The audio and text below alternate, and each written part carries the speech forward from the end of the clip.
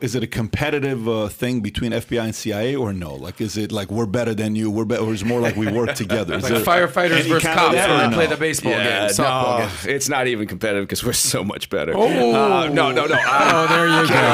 That's bullshit. I'm not going to say that. Look, I know a lot of guys Even though with the Bureau, and I think very highly of them. They are great. But there was, particularly pre 9/11, there was tension between the Bureau and the agency, and the Bureau started putting their people out in the field overseas to take on counterterrorism activity, and that's always been sort of the purview of my outfit, and so that created some tension and just some confusion. It's what are you guys doing out here? What's your objective and why are you here and taking up our space? And so that created some liaison problems in terms of sharing of intelligence.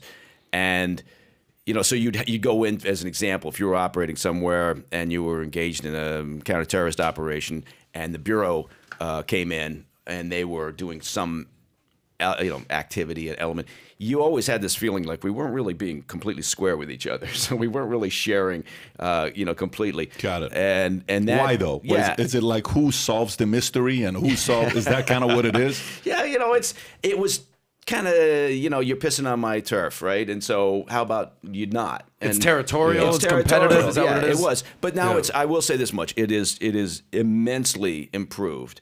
The liaison between the organizations is so much better now than it was, again, 10 years ago. Even. Collaborative relationship, yes, working together. It's much better because, in part 9/11 forced that. I mean, you suddenly realize, look, there were gaps there that we probably could have avoided but it's a human endeavor, right? There's always going to be an element of risk. You're never going to minimize it down to zero. If you enjoyed this short clip, click over here to watch another short clip, and if you want to watch the entire episode, the entire podcast, click here.